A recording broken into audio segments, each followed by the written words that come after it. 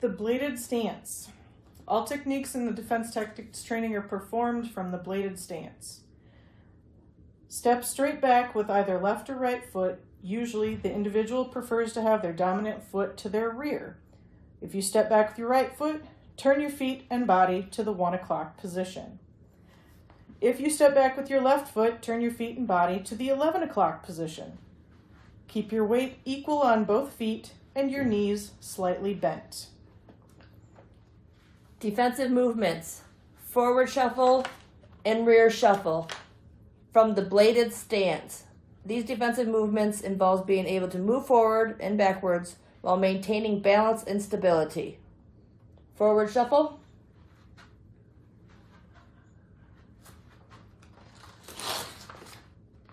And rear shuffle. Side to side shuffle. This defensive movement involves being able to move side to side while maintaining balance and stability. All defensive tactics and techniques are enhanced with this defensive movement. Assume the bladed stance. Take a short step to the right using your right foot. Follow up with a short step to the right using your left foot. Now take a short step to the left using your left foot, and follow up with a short step to the left using your right foot. Words of caution. If the feet come together, your balance and stability are compromised, and crossing your feet is another common mistake. The foot that is closest to the direction you want to go always moves first.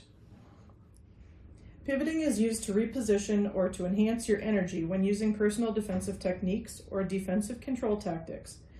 Forward and rear pivoting. This defensive movement involves being able to pivot forward or back while maintaining balance and stability.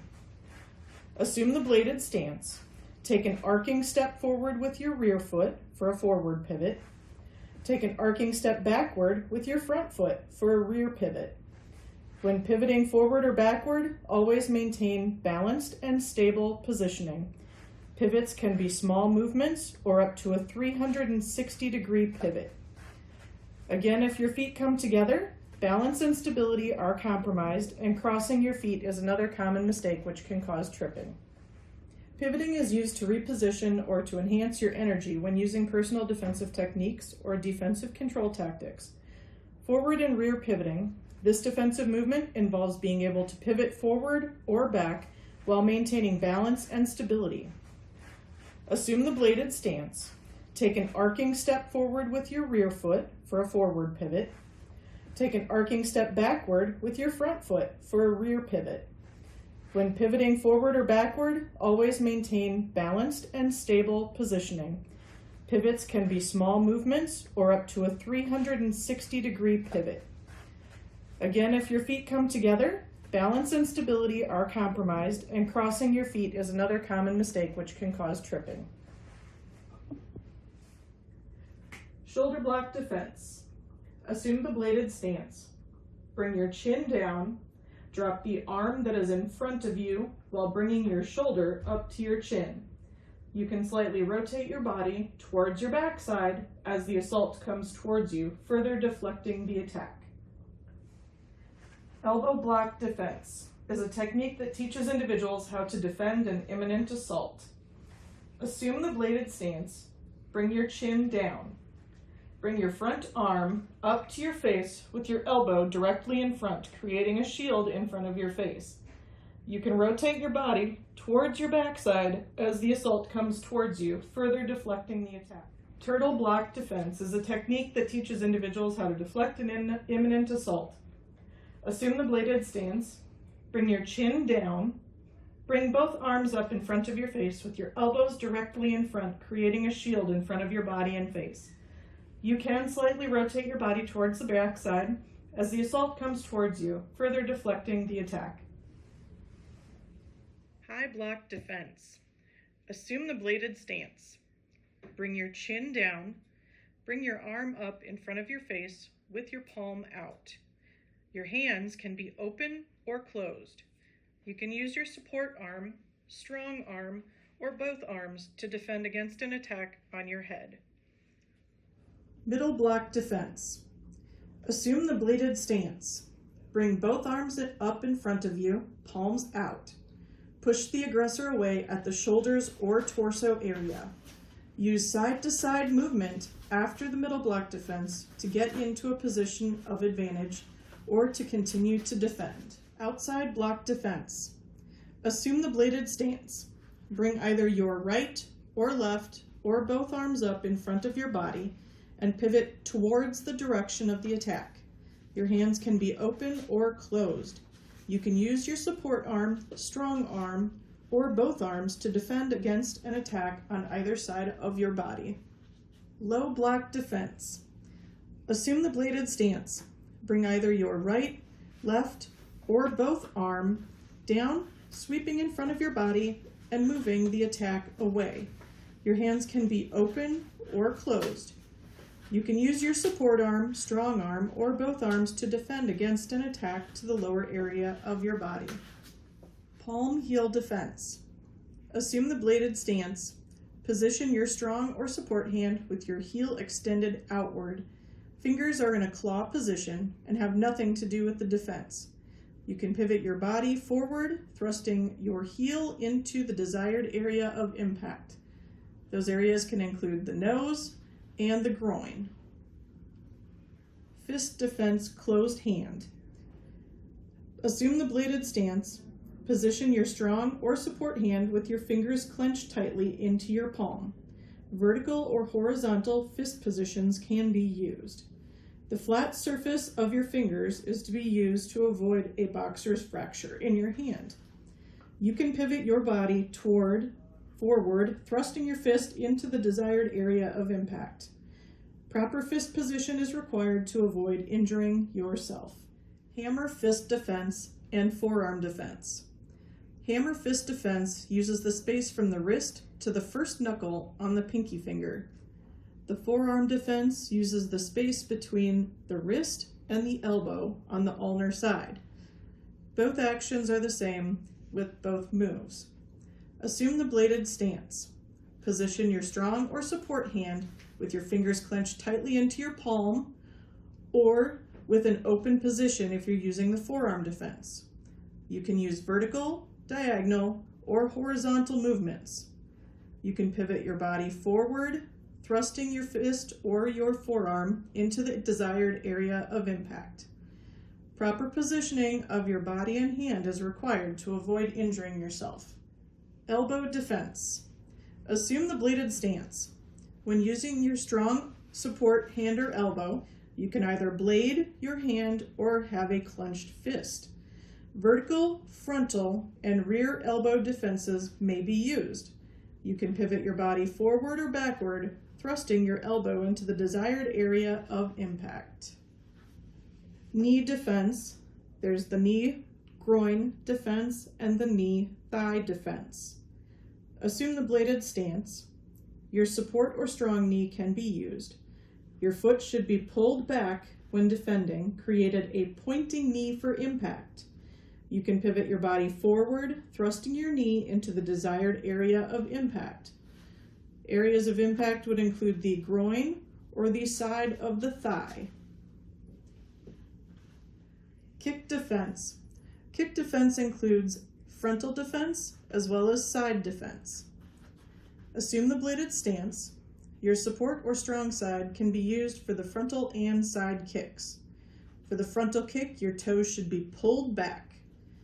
For the side kick, use the edge of your outer foot. During both of these moves, you can scrape your foot along the front of the shin, using another defensive move, a foot stomp, to further incapacitate your attacker. Wrist grab defense. The single wrist grab defense. The defender will stabilize after being grabbed by the wrist. Defender pulls elbow into their core and moves forward to get their elbow into their core. Defender turns palm upward, grabbing their hand with their free hand. Defender then pulls their hand upward, using their core energy to break free of the assault. The defender may need to use a distraction technique or personal defensive technique to break free from the assault. Two-handed wrist grab defense. The defender stabilizes after being grabbed by the wrist. Defender pulls both elbows into their core or moves forward to get their elbows into the core. Defender turns palms upwards while raising both hands in an upward circular outward motion. What's up?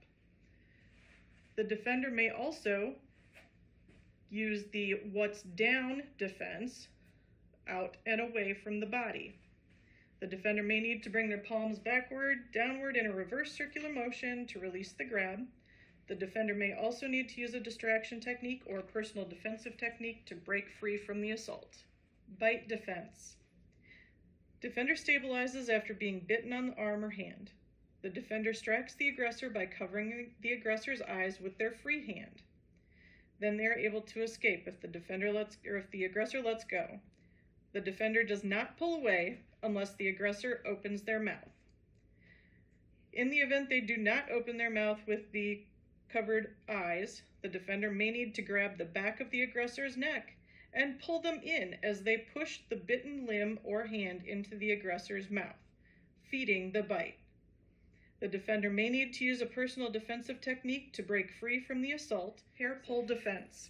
The worst thing we can do when our hair is pulled is to pull away. Most hair pulls are done from behind the victim. A hair pull assault could be considered a deadly force situation as the aggressor may pull the victim down from behind. This can cause a serious injury due to the fall or the whiplash effect. The defender stabilizes hair after it has been pulled from behind. Defender immediately interlaces their fingers together behind their head while bringing their chin down. The defender does a slight quarter turn towards the aggressor. The defender initiates a foot stomp onto the instep of the aggressor's foot. This can also be used for a front hair pull or the back hair pull. Front strangle defense. The defender stabilizes after being grabbed around the throat with both hands. The defender can utilize a palm heel defense, knee defense, or finger spears to the eyes, foot stomp, or any personal defensive technique. The defender may need to use repeated defensive moves to break free from this assault.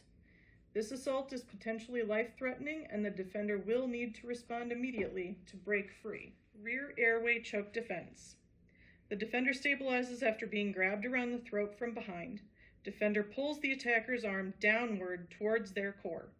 After the core is established, the defender will turn their head away from the attacker's elbow, place their palm under the attacker's elbow. Then the defender will pivot and push the attacker's elbow into the air to escape the assault. Defender may need to use personal defense techniques to escape the assault. Rear carotid choke defense. This is a life-threatening situation. You only have approximately 6 to 8 seconds before you lose consciousness to get away. Defender stabilizes and immediately places fingers into the carotid neck areas and pulls down to their core to try to open up the veins and arteries. Once stabilized, the defender can bring their chin down and push up on the attacker's elbow with the same hand. This position pushes the elbow into the chin of the defender, allowing the defender to breathe. The defender can then bite the arm of the attacker, use the hand, not the elbow, for the defensive techniques. Rear bear hold defense. Defender stabilizes, immediately grabs the attacker's hands, and bends forward using their core. Once bent forward, the defender launches their head back, headbutting the face of the attacker. The defender will headbutt until the arms are released. Once arms are released, the defender may elbow or use other personal defense techniques to break free from the assault. Defense techniques are also used to escape. This technique can be used for above or below the arms. Gun threat defense.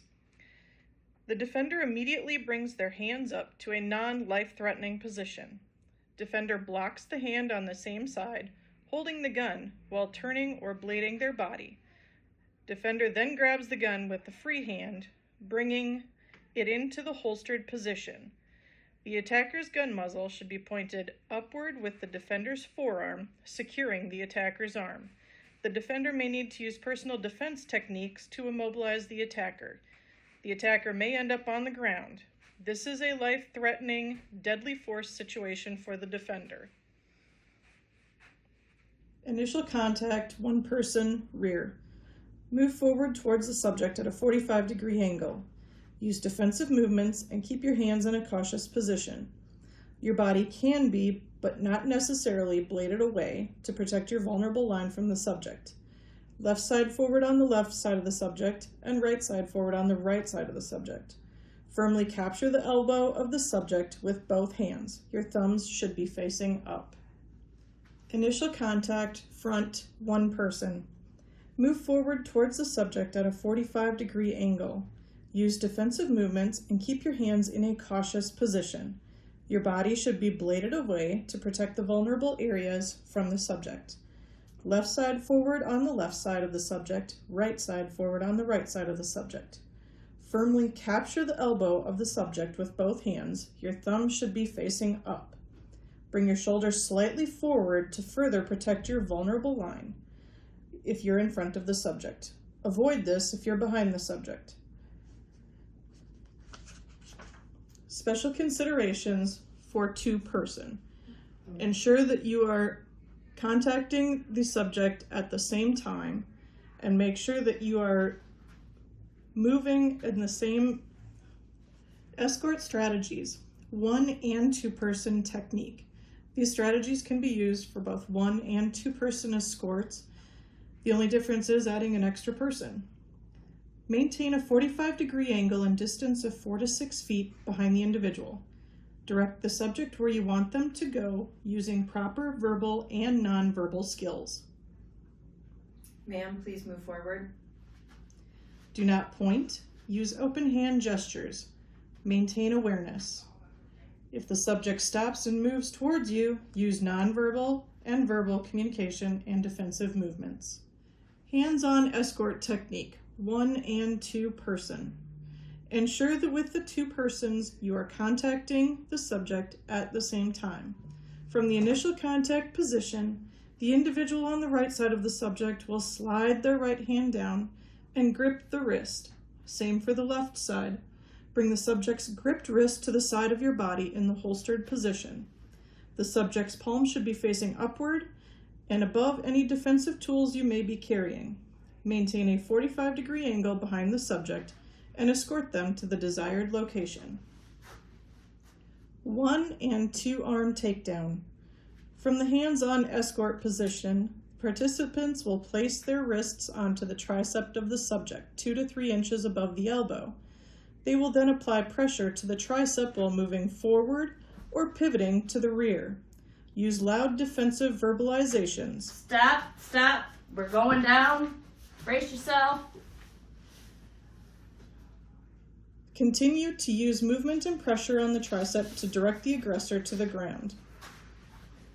Just a note, a lead person should be established prior to contact. All takedowns, regardless of one or two person, will be one arm only, leaving the subject one arm to brace themselves during the fall.